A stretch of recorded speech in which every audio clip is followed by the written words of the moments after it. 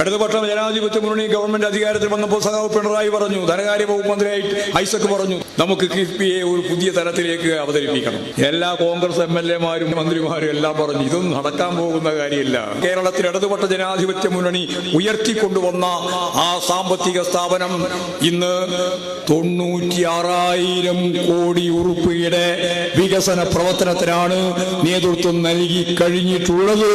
സഖാവ് പിണറായി വിജയന്റെ ഗവൺമെന്റ് അധികാരത്തിൽ വന്ന ആ നിമിഷം നമുക്കൊരു കാര്യം മനസ്സിലായി, കേന്ദ്ര ഗവൺമെന്റ് നമ്മളെ സഹായിക്കില്ല. അതിവേഗം വേണ്ട ഒരു അർദ്ധവേഗം റെയിലില്ല, നമുക്ക് എയിംസ് ഇല്ല, നമുക്ക് ആയുർവേദ ഗവേഷണമില്ല, നമുക്ക് വിദ്യാഭ്യാസ മേഖലയിൽ ഒന്നും തന്നെ തരാൻ തയ്യാറില്ല. വികസനവുമായി ബന്ധപ്പെട്ട ഒരു കാര്യത്തിലും നമ്മുടെ പേരേയില്ല. ഇന്നേ വരെയുള്ള എല്ലാ ബഡ്ജറ്റുകളും കഴിഞ്ഞ 10 ബഡ്ജറ്റുകളും നമുക്കെതിരായിരുന്നു.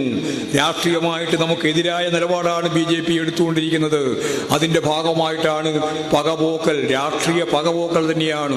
ഈ ഗവൺമെന്റിനെ ഒരു ഇഞ്ച് മുന്നോട്ടേക്ക് പോകാൻ അനുവദിക്കില്ല എന്ന് പറഞ്ഞുകൊണ്ടാണ്. പക്ഷേ ഈ ഗവൺമെന്റ് ഈ പ്രതികൂല പശ്ചാത്തലത്തെയും അഭിമുഖീകരിച്ച് അതിജീവിച്ച് മുന്നോട്ടേക്ക് പോയ പാരമ്പര്യമാണ് ഈ മാർച്ചിലും വരാൻ പോകുന്നത് എന്ന കാര്യം നിങ്ങൾ ധരിക്കൂ. കൃത്യമായിട്ട് ഞാൻ പറയാണ്, ഞങ്ങൾ ട്രഷറി പൂട്ടില്ല, ഞങ്ങൾ തുടങ്ങി വെച്ച ഒന്നും അവസാനിപ്പിക്കില്ല, എല്ലാം തുടർച്ചയായിട്ട് മുന്നോട്ട് കൊണ്ടുപോകുക തന്നെ ചെയ്യും എന്ന് ഞാൻ ഇടയിൽ പറഞ്ഞു വെച്ചിട്ട്, വളരെ ഭാവനാപൂർവം കേരളം എങ്ങനെയാണ് ഈ കുടുക്കിൽ നിന്ന് രക്ഷപ്പെട്ടത് എന്ന കാര്യം നമുക്ക് മനസ്സിലാവണമല്ലോ. വെറുതെയല്ല, കൃത്യമായ ആസൂത്രിതമായ നിലപാടിന്റെ ഭാഗമായിട്ടാണ്. അതാണ് കിഫ്ബി ഞങ്ങൾ തുടങ്ങിയതല്ല, ഉമ്മൻചാണ്ടിയുടെ കാലത്താണ് തുടങ്ങിയത്. അവിടെ കിടക്കുകയായിരുന്നു മൃതപ്രായം. ഇടതുപക്ഷ ജനാധിപത്യ മുന്നണി ഗവൺമെന്റ് അധികാരത്തിൽ വന്നപ്പോൾ സഖാവ് പിണറായി പറഞ്ഞു, ധനകാര്യ വകുപ്പ് മന്ത്രിയായി ഐസക് പറഞ്ഞു, തോമസ് ഐസക്, നമുക്ക് കിഫ്ബിയെ ഒരു പുതിയ തലത്തിലേക്ക് അവതരിപ്പിക്കണം.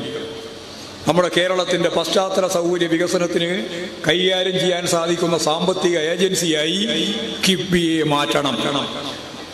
കിഫ്ബി എന്ന് കേട്ടപ്പോൾ തന്നെ UDF-കാർ പുറപ്പെട്ടു, ലീഗുകാർ പുറപ്പെട്ടു, കോൺഗ്രസ്സുകാർ പുറപ്പെട്ടു, BJP-ക്കാർ പുറപ്പെട്ടു. എന്താണ് ഇവർ ചെയ്യുന്നത്? ഇവരിങ്ങനെ സ്വപ്നം കാണുകയാണ്, മലർപ്പൊടിക്കാരന്റെ സ്വപ്നം. എല്ലാ കോൺഗ്രസ് MLA-മാരും അവരുടെ പഴയ മന്ത്രിമാരും എല്ലാം പറഞ്ഞു, ഇതൊന്നും നടക്കാൻ പോകുന്ന കാര്യമില്ല. ഞാൻ ഇന്നിവിടെ നിങ്ങളെ അഭിസംബോധന ചെയ്യുമ്പോൾ അഭിമാനത്തോടെ ഞാനൊരു കാര്യം പറയുന്നു, ഈ കേരളത്തിന്റെ ഓരോ വളർച്ചയിലും, ഓരോ ഇഞ്ച് വളർച്ചയിലും, പശ്ചാത്തല സൗകര്യ വികസനത്തിൽ കിഫ്ബി എന്ന് പറയുന്ന ഭാവനാപൂർവം കേരളത്തിൽ ഇടതുപക്ഷ ജനാധിപത്യ മുന്നണി ഉയർത്തിക്കൊണ്ടുവന്ന ആ സാമ്പത്തിക സ്ഥാപനം ഇന്ന് 96,000 കോടി ഉറുപ്പികയുടെ വികസന പ്രവർത്തനത്തിനാണ് നേതൃത്വം നൽകി കഴിഞ്ഞിട്ടുള്ളത് എന്ന് പറയുമ്പോഴാണ് കിഫ്ബിയുടെ പ്രത്യേകത നിങ്ങൾക്ക് മനസ്സിലാകുക. എത്ര? 96,000 കോടി.